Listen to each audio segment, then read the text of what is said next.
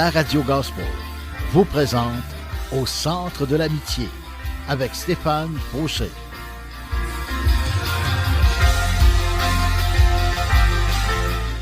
Et voici votre animateur, Stéphane Fauché.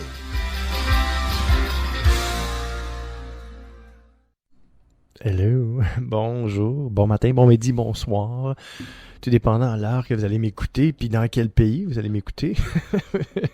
Parce que cette émission-là est un peu partout. Ouais, puis des fois, il y a des stations de radio qui prennent nos émissions, puis qui les diffusent.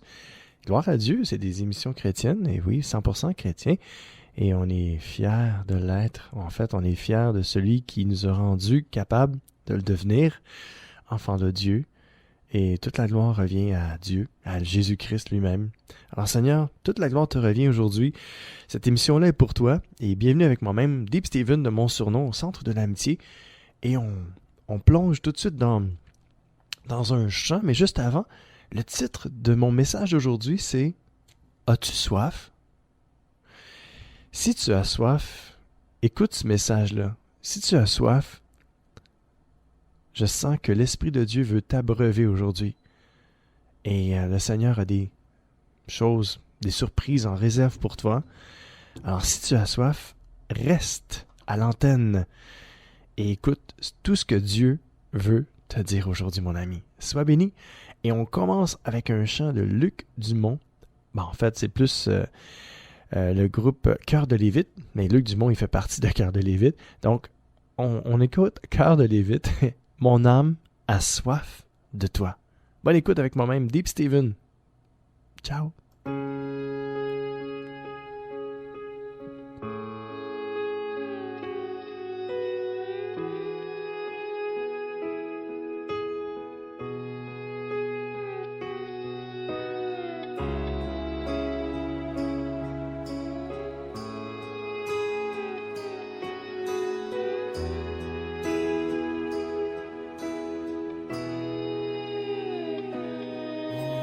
Soif de toi, mon Dieu, mon Père, mon roi, mon être entier soupire après toi. Garde ton cœur de paix, la source qui désaltère, rafraîchit mon âme de toi. Mon âme a soif de toi, mon Dieu, mon Père, mon roi, mon être entier soupire après toi. Garde ton cœur de paix, la source qui désaltère, rafraîchit mon âme de toi.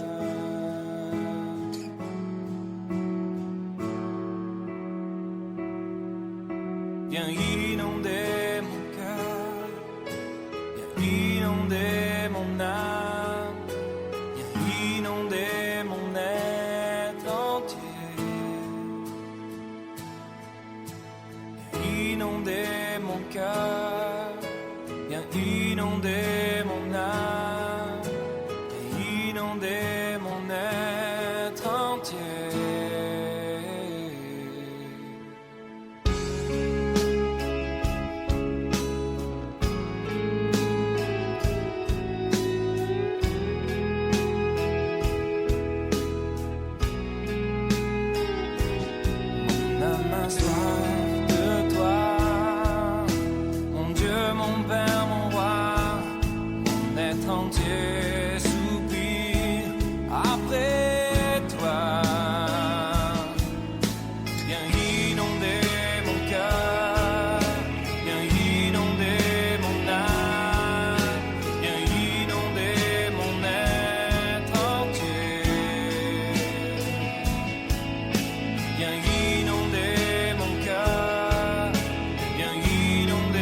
Mon âme, viens inonder mon être.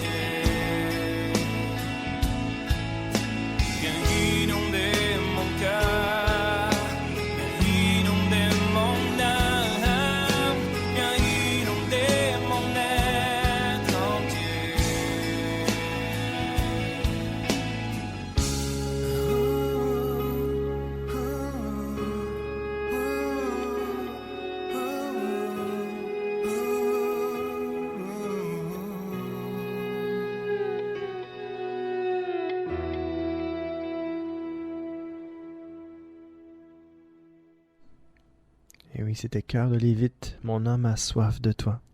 Avez-vous soif de Dieu aujourd'hui? Écoutez, la soif de Dieu ne vient pas naturellement. Honnêtement, pour ma part, c'est la même chose. Je suis pas né avec une soif de Dieu, moi, là.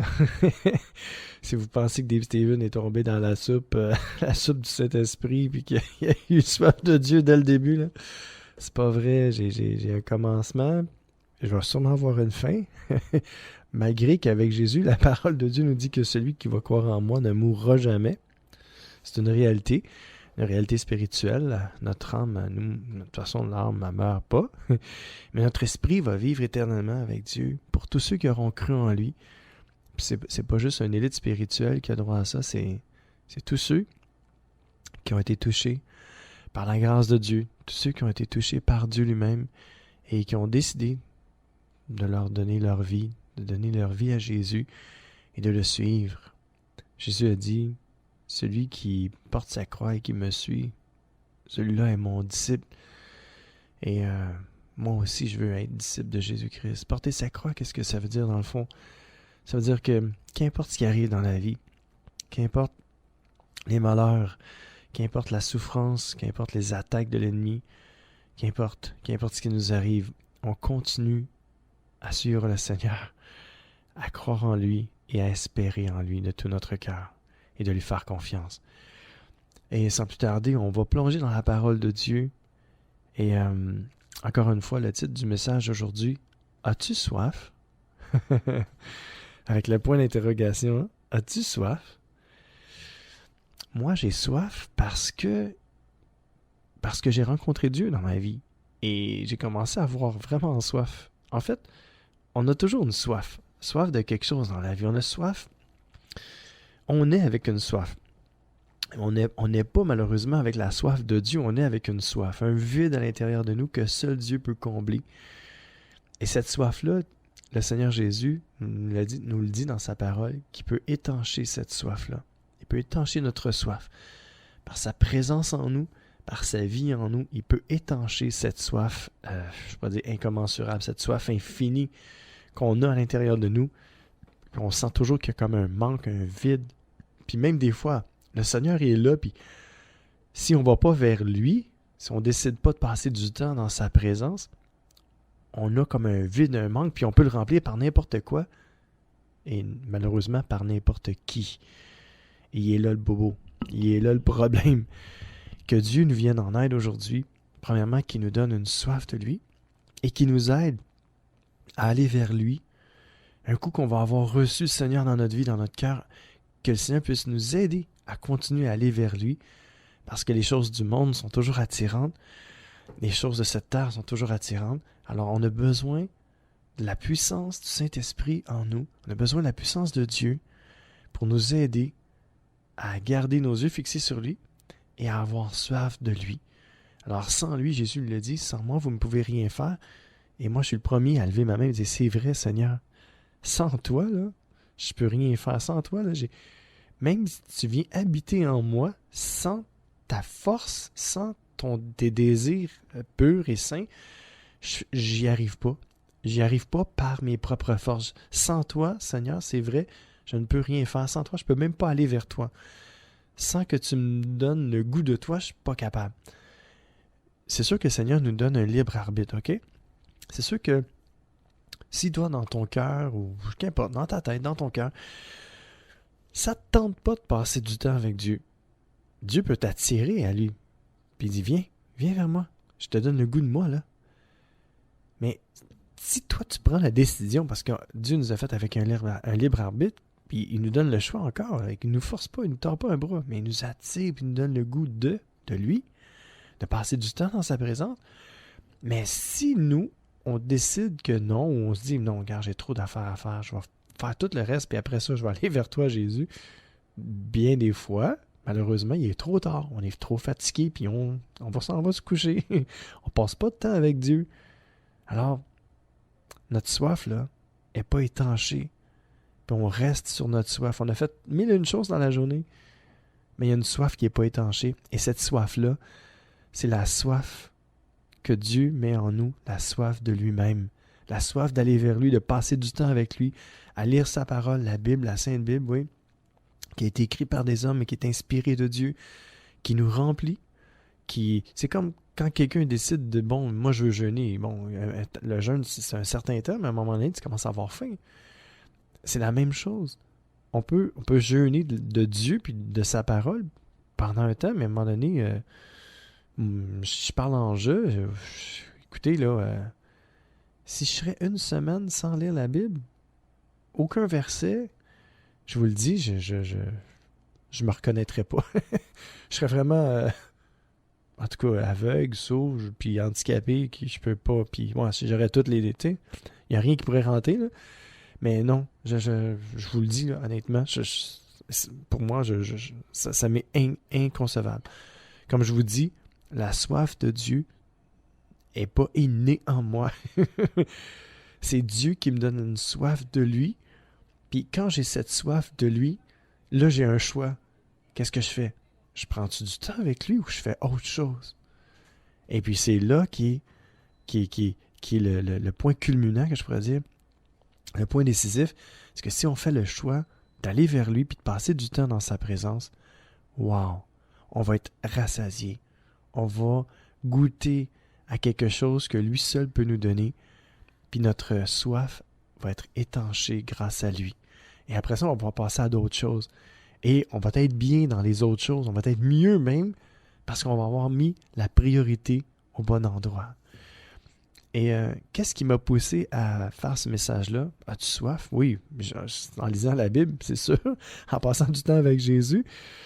Mais récemment, j'ai parlé avec quelqu'un, et très bon sujet d'ailleurs, cette personne-là me disait, c'est drôle, hein, dans l'Église, je sais pas, mais j'entends pas parler, parce que ce que je disais, des fois j'arrive chez nous, et je dis, my gosh, il n'y a plus personne, Jésus est revenu, tu sais. Parce qu'un jour, Jésus revient chercher son Église. OK? Il va revenir chercher son Église. C'est pas un film, là. C'est un fait, c'est vrai, mais il va revenir chercher tous ceux qui auront cru en lui. Ils vont dire, ouais, capote, là, Deep Steven, là. Non. Si vous lisez la Bible, là, d'un couvercle à l'autre, là, le retour de Jésus, le royaume de Dieu sur la terre, regardez, il y a 1001 versets là, qui parlent du retour de Jésus-Christ. Un jour, Jésus-Christ est parti, mais il va revenir. Il va revenir chercher son Église.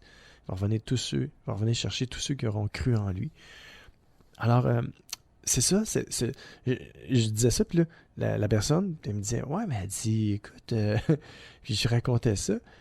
Puis elle disait, hey, c'est drôle, elle dit, tu me parles de ça, puis je m'aperçois que dans les églises, aujourd'hui, malheureusement, on parle pas de ça, on parle peu, on n'en parle vraiment pas. Hein? On parle pas de l'enfer, on parle pas du ciel et de l'enfer, on parle pas du retour de Jésus-Christ. Pourquoi?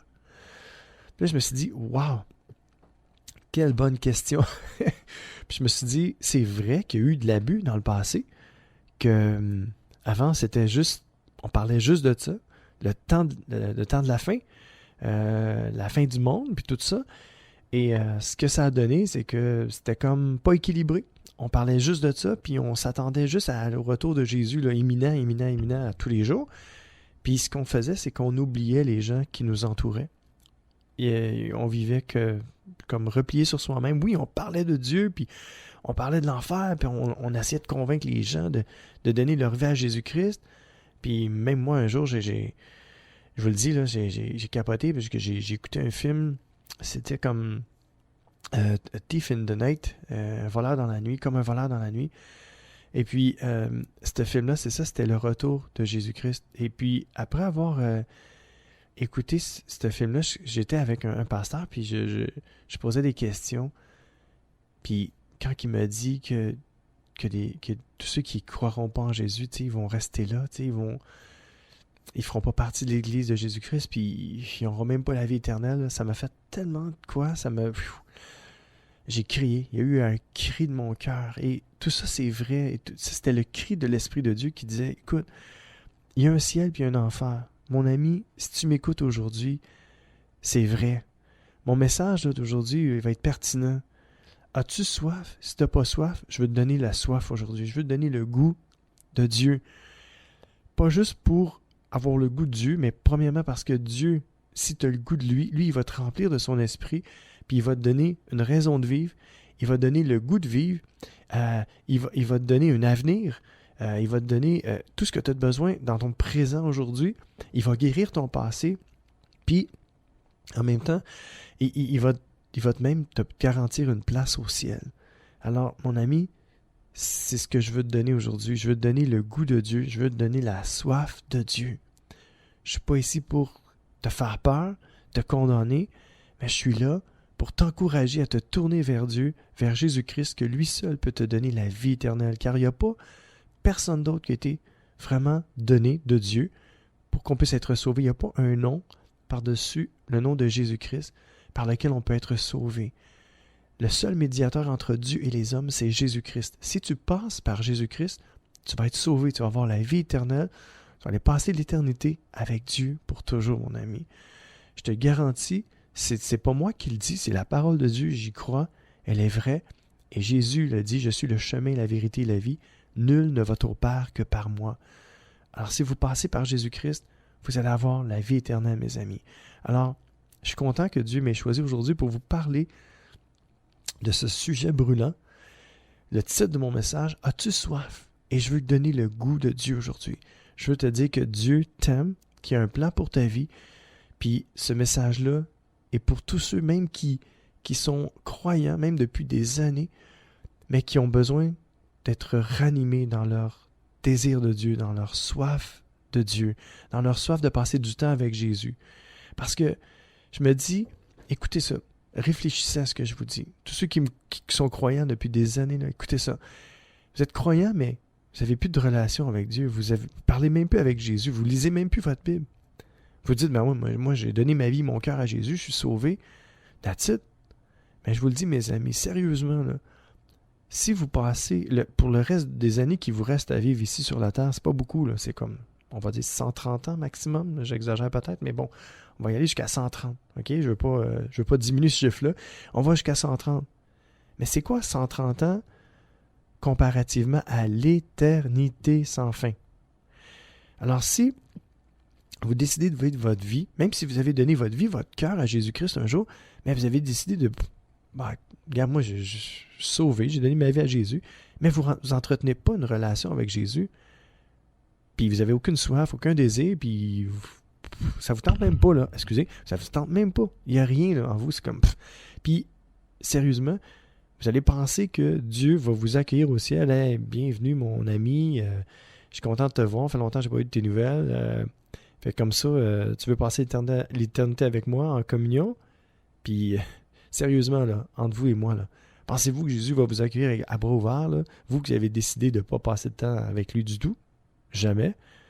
Sérieusement, là.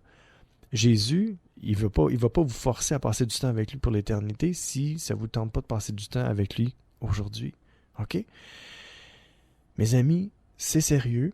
Je vous aime, puis c'est avec amour que je vous parle, puis tendresse, puis je veux vous encourager à changer votre fusil d'épaule, comme on dit, c'est une expression, puis à dire, « Wow, aujourd'hui, ça me parle. Ça, c'est pour moi, ce message-là. Je le prends pour moi. » Puis honnêtement, je vous le dis, ça me parle à moi aussi. Ça me dit que je peux pas passer ma vie comme je veux, comme je l'entends, faire ce que je veux, puis avoir aucun temps avec Dieu, aucun temps dans sa parole, aucun temps avec qui que ce soit qui croit en lui, puis vivre ma vie comme je l'entends, puis après ça, penser qu'un jour, je vais passer l'éternité avec lui.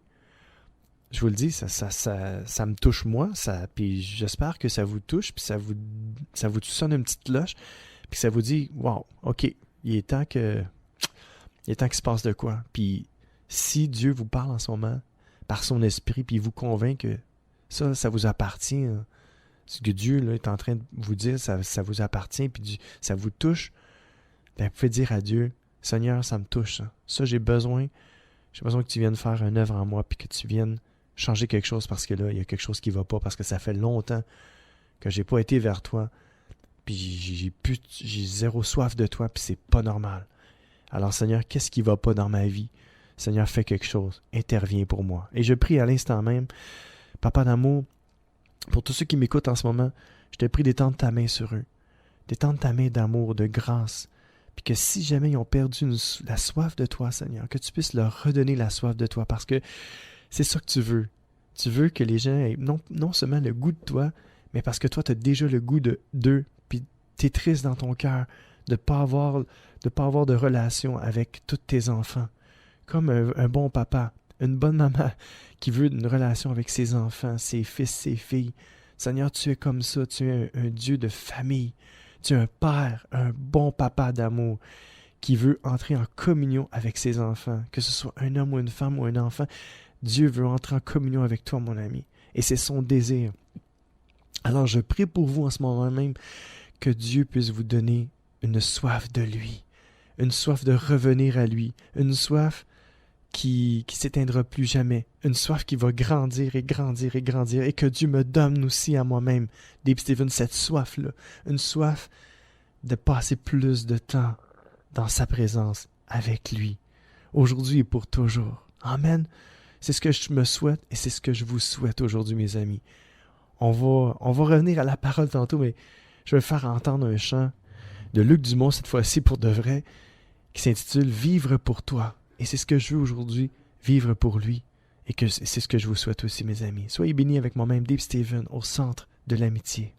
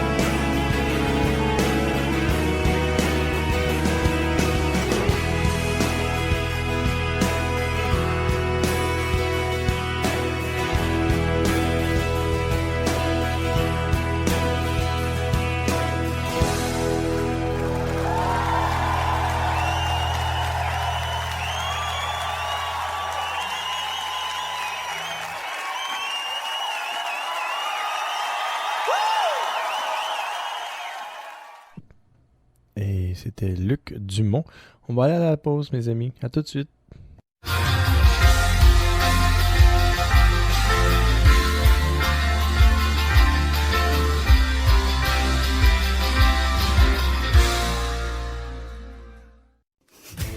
Profitez du programme de téléchargement en ligne de distribution ADP. Plusieurs albums sont disponibles et de nouveaux titres sont ajoutés chaque semaine. Prenez le temps de visionner notre catalogue. Vous y trouverez la perle musicale tant recherchée. De plus, Distribution ADP offre un grand choix de DVD, films et musique. Visitez le www.distributionadp.com, www.distributionadp.com.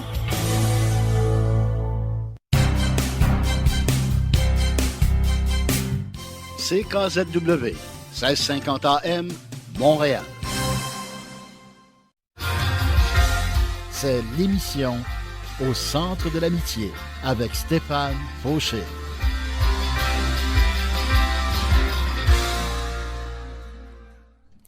Et je suis de retour et vous êtes toujours avec moi-même, Deep Steven, au centre de l'amitié. Et on a un sujet brûlant aujourd'hui, brûlant si vous avez chaud. Vous avez sûrement soif aussi. Et le titre de mon message, As-tu soif? Moi, j'ai soif. Pourquoi? Parce que Dieu me donne la soif. Et avec cette soif-là, j'ai le choix de dire, qu'est-ce que je fais? Je prends-tu du temps avec Dieu ou je fais d'autres choses? Et bien des fois, je ne suis pas capable de faire d'autres choses. Parce que je sais que si je mets Dieu en premier, en priorité dans ma vie, et que j'y cède la place. Et je prends du temps avec lui dans sa parole, en prière, en méditant sur sa parole. Des fois, c'est pas un gros temps, mais ce temps-là est primordial pour moi. Et quand je le fais, toute ma journée se déroule correctement. Même s'il y a des petites embûches, j'ai pris du temps avec Dieu, j'ai mis Dieu en premier, et je vous le dis, ça va vraiment mieux. Puis à chaque fois que je ne l'ai pas fait, je vous le dis, presque à chaque fois, ça n'a pas été comme... Il n'y avait qu'un manque à l'intérieur de moi. Qu'importe comment ça s'est passé, j'ai senti que ma journée, je l'avais perdue. Pourquoi? Parce que je n'ai pas pris le temps de prendre le temps avec Dieu, de prendre un temps à part, toute seule avec lui. Et je m'en ressens. À la fin de la journée, je m'en ressens. Il y a comme un manque, un vide à l'intérieur de moi, que lui seul peut combler par sa présence. Et il le fait. Oui, Dieu est là. Dieu vit en nous. Pour ceux qui ont donné leur vie à Jésus, Dieu vit en nous en permanence. Je peux être en prière, je prie, mais de prier dans l'auto, je peux faire ça. Oui, c'est correct. Mais c'est comme si... Au début, je me disais, hey, je suis-tu religieux ou quoi, moi, là tu sais? Puis j'ai analysé ça, puis je me dis, l'ennemi aimerait ça me faire croire que c'est de la religiosité. Ouais, tu sais, genre juste fermer ta porte, prendre du temps avec Dieu. C'est religieux, cette affaire-là. Tu sais, tu peux prendre du temps avec Dieu partout. T'sais. C'est vrai qu'on peut prendre du temps avec Dieu partout, mais je vous le dis, un temps seul, téléphone déconnecté, OK? Ou, pas vibration, mais silence total, puis être seul, loin de toute source de distraction, puis prendre sa parole, la Bible, puis passer un temps avec Dieu. Ça, je vous le dis, puis je suis convaincu aujourd'hui que je vous le dis, c'est pas la religiosité. C'est tout simplement d'être connecté. C'est de se connecter vraiment. Avec Dieu, il faut se connecter correctement et prendre le temps. C'est comme une relation, qu'importe la relation. Si vous êtes toujours, mettons, avec la personne que vous aimez, mais vous êtes toujours avec du bruit, avec des gens alentour de vous, en train d'écouter à la télévision, ou n'importe quoi, mais vous ne vous connectez pas, là, des yeux dans les yeux, avec pas de bruit alentour, c'est ce que j'appelle une intimité, ça. Mais si vous n'avez pas ça, la relation ne peut pas grandir. La relation va rester là où elle est. Et il n'y aura pas de communication. Une communication, on peut se communiquer puis se lancer des affaires comme ça, puis bien des fois, on lance des choses, puis ouf, on réfléchit pas, puis des fois, ça blesse. Mais à un moment donné, il faut prendre le temps, il faut peser nos mots, il faut se regarder dans les yeux, puis se dire les vraies affaires, puis il faut qu'on soit seul. Une relation grandit bien dans ces moments-là, quand on prend le temps avec l'autre personne. C'est la même chose avec Dieu. On a besoin de passer du temps avec Dieu, seul à seul. As-tu soif, mon ami? Moi, aujourd'hui, j'ai très soif. Apocalypse 21:6 nous dit, « Et il me dit, maintenant c'est fait. » C'est Dieu qui parle. « Je suis l'alpha et l'oméga, le premier et le dernier, le commencement et la fin.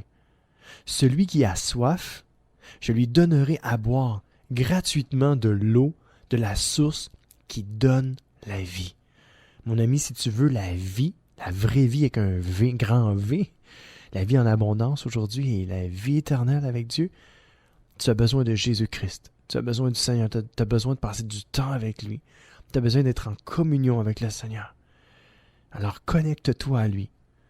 Connecte-toi à sa personne. Amen. Écoutez l'autre verset. Bonne nouvelle selon Matthieu, chapitre 5, verset 6.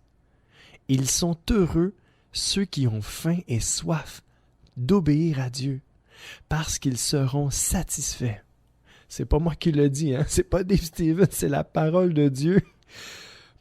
Bonne nouvelle selon Matthieu, chapitre 5, verset 6. « Ils sont heureux ceux qui ont faim et soif de quoi?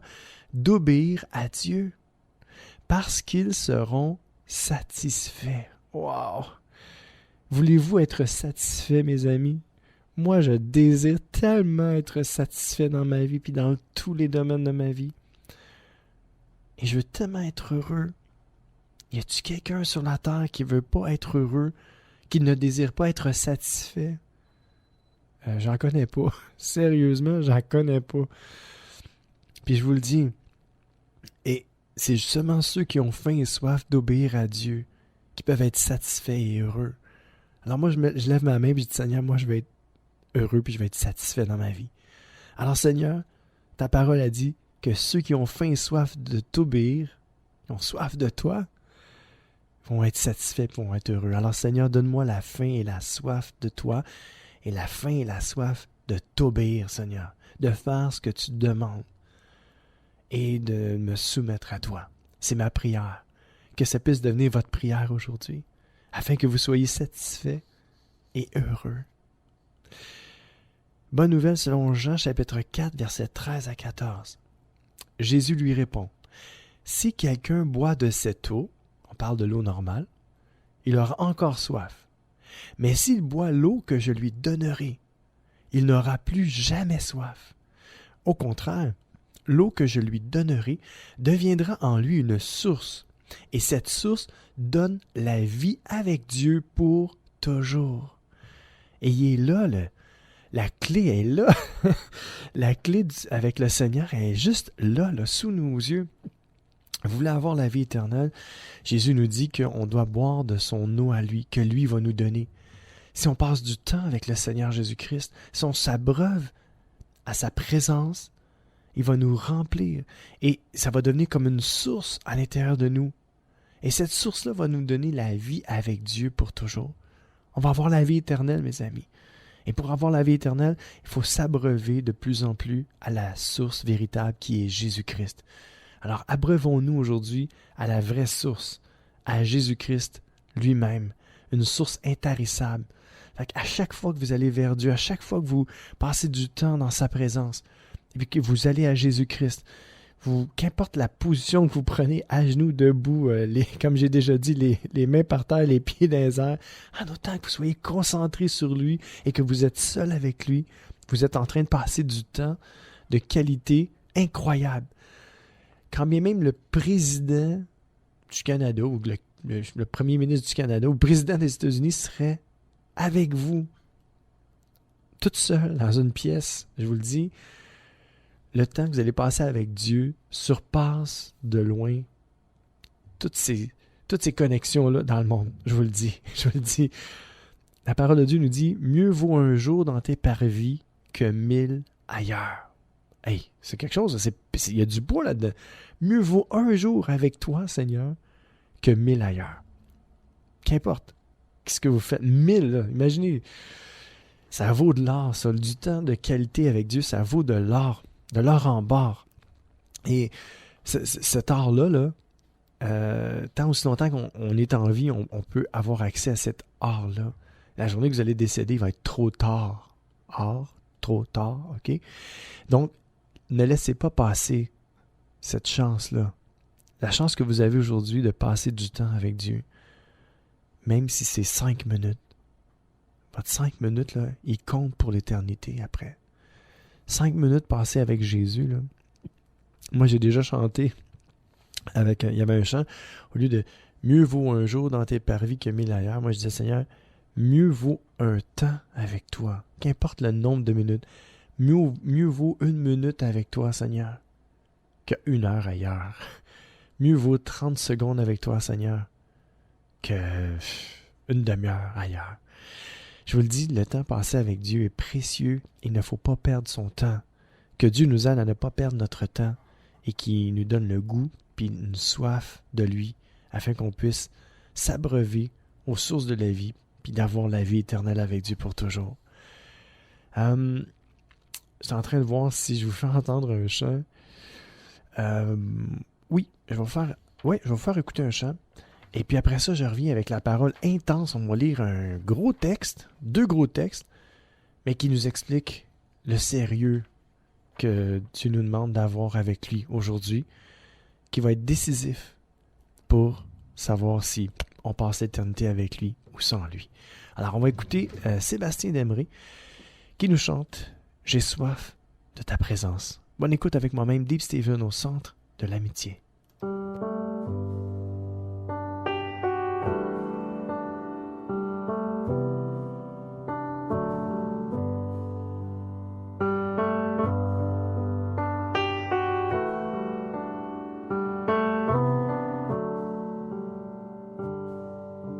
J'ai soif de ta présence, divin chef de ma foi.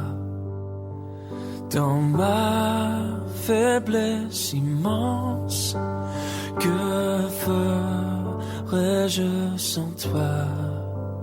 Chaque jour, à chaque heure, j'ai besoin de toi. Viens Jésus et demeure auprès de moi.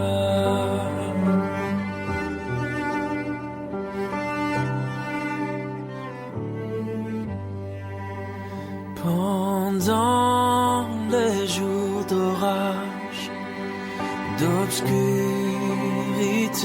de froid, quand faiblit mon courage, que ferais-je sans toi? Chaque jour, à chaque heure, j'ai besoin de toi. Viens Jésus et demeure auprès de moi.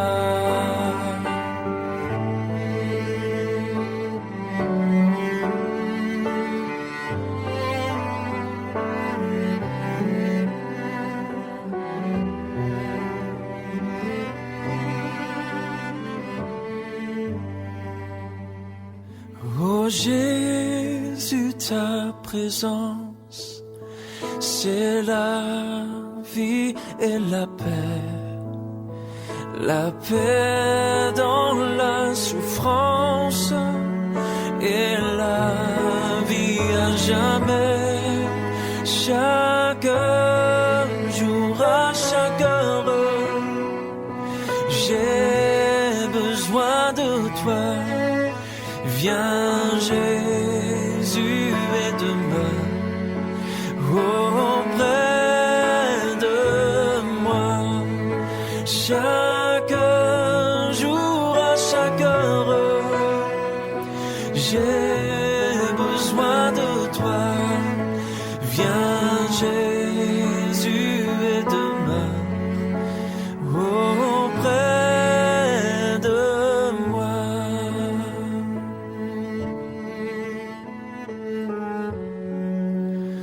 Auprès de moi.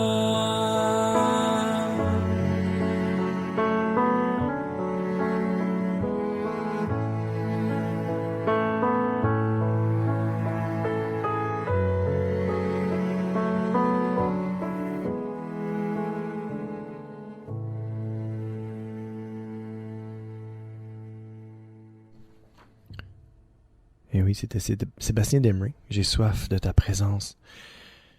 Et le titre de mon émission, ouais, c'est Au centre de l'amitié, mais de mon message aujourd'hui, c'est As-tu soif? Et je commence à avoir soif vraiment, là. Plus je vais dans cette étude-là, plus je commence à avoir soif de Dieu. Puis je me dis, Seigneur, c'est tellement vrai.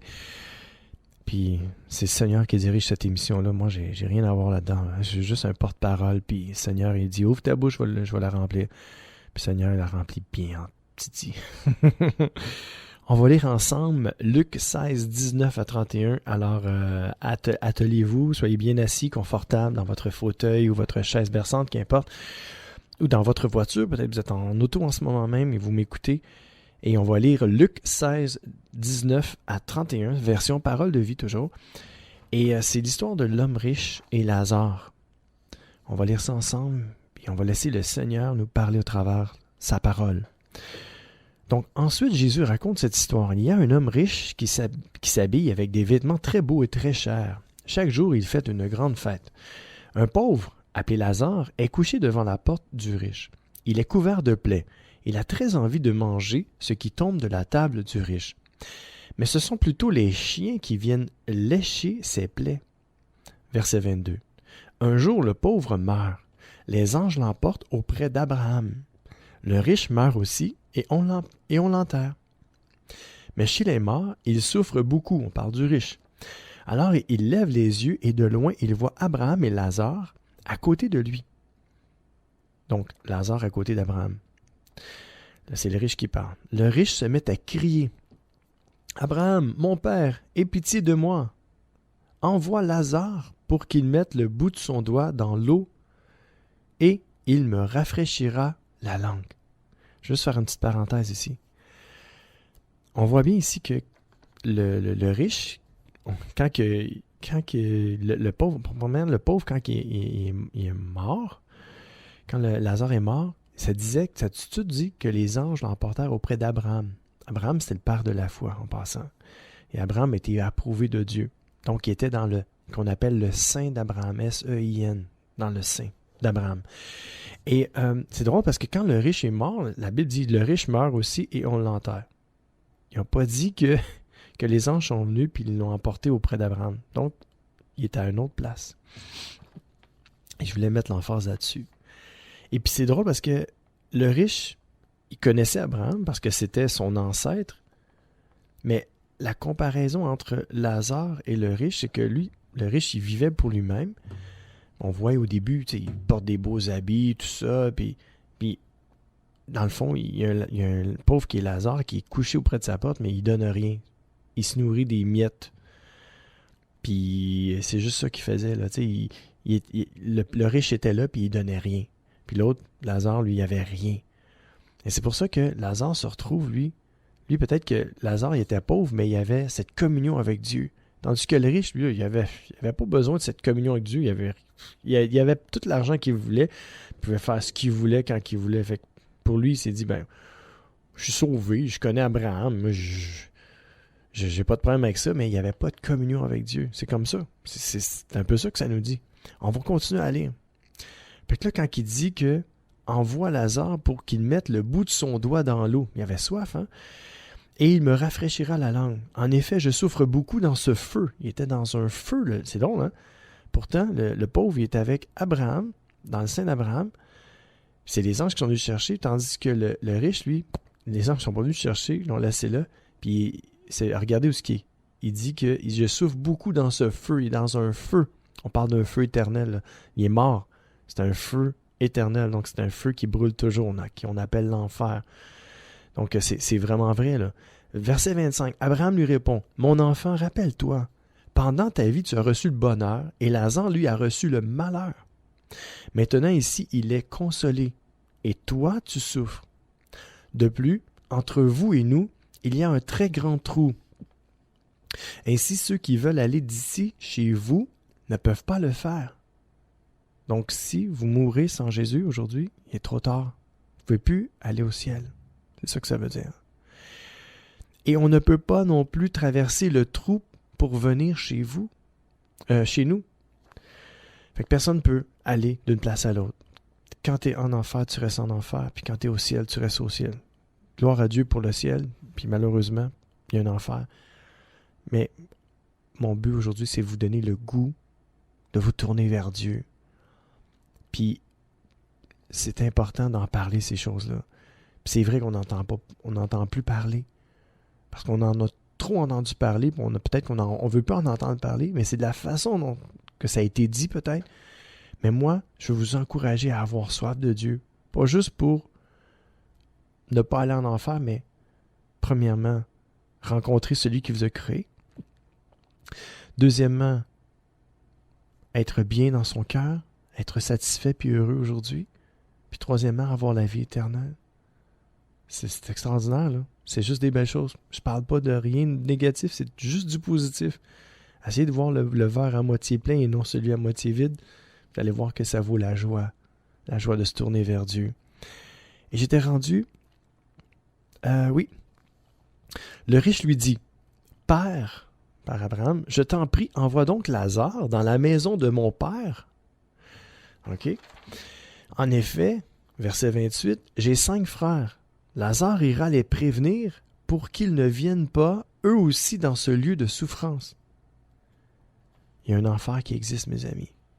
Puis je veux pas que vous alliez là aujourd'hui. Puis même Dieu veut pas que vous alliez là. Écoutez ça. Abraham lui répond, « Ton frère ont Moïse et les prophètes. Ils doivent les écouter. » Alors aujourd'hui, vous m'avez comme prophète. Vous devez m'écouter, pas moi, mais vous devez écouter la parole de Dieu qui vous parle, Dieu qui vous interpelle et qui vous dit, « Mon ami, écoute ce que Dieu a à te dire aujourd'hui. Ouvre ton cœur à Dieu et tourne-toi vers lui. Il y a un message pour toi. Il y a de l'espoir pour toi. Il y a un cadeau pour toi. Il veut t'offrir la vie éternelle. » Écoutez ça. Le riche lui dit, « Abraham, mon père, cela ne suffit pas. Si quelqu'un de chez les morts vient les voir, ils changeront leur vie. » Parce qu'eux aussi ont des frères, c'est ça. Le riche dit, va prévenir mes frères, parce qu'eux autres aussi, là, ils vivent comme moi j'ai vécu dans ma vie. Là. J'ai vécu loin de Dieu, aucune communion avec Dieu. Puis mes frères vont tous venir dans ce tourment éternel-là. Je veux pas que mes frères ils souffrent comme moi je souffre. Il aimait ses frères quand même. C'était un homme riche, il était nanti, il avait tout ce qu'il voulait, mais là, il souffre tellement. Puis là, il commence à penser à sa famille qu'ils sont loin de Dieu. Puis il est en train de dire à Abraham, « Écoute, tu peux-tu envoyer quelqu'un de chez les morts? Parce que s'il y a quelqu'un de chez les morts qui arrive, ben, ils vont tout de suite changer leur vie, puis ils vont croire qu'il y a un enfer qui existe. » Verset 31, « Mais Abraham lui dit, « Il n'écoute pas Moïse ni les prophètes. Alors même si quelqu'un se lève de la mort, ils ne seront pas convaincus. » Wow, mes amis, s'il vous plaît. Même s'il y aurait quelqu'un des morts qui viendrait vous voir, vous ne seriez peut-être même pas convaincus. C'est ça que nous dit la parole de Dieu. Alors pourquoi jouer avec le feu? Pourquoi rester loin de Dieu? Puis de prendre la chance de passer l'éternité dans le feu éternel de l'enfer?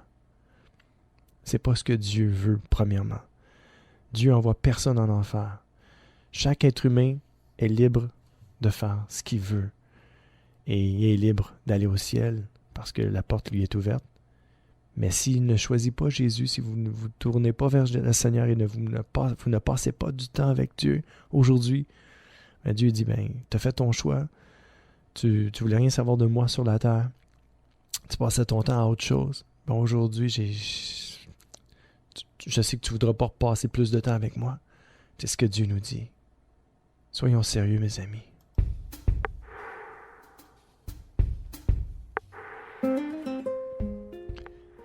Oui, soyons sérieux, prenons la bonne décision, faisons le bon choix aujourd'hui même. Venons à Jésus. Tel que nous sommes, le Seigneur nous appelle à lui. Et je vous dis, mes amis, écoutez, pourquoi prendre cette chance-là de dire, je crois-tu pas? Laissez Dieu vous convaincre qu'il est vivant. Mettez Dieu au défi. Dites, Seigneur, si tu existes vraiment, puis si l'enfer existe, Seigneur, viens parler à mon cœur, viens me convaincre. Et je vous le dis, moi, c'est Dieu qui m'a convaincu. Il y a des hommes qui ont parlé, mais par l'Esprit de Dieu, c'est descendu dans mon cœur. Puis c'est l'Esprit de Dieu qui convainc un cœur. C'est l'Esprit de Dieu qui peut carrément vous emmener à Jésus-Christ. L'Esprit de Dieu peut vous convaincre dans votre cœur, dans votre esprit, dans votre âme. Seul le Seigneur peut le faire. Et laissez Dieu vous convaincre aujourd'hui. Écoutez ce que nous dit Apocalypse 7, 13 à 17.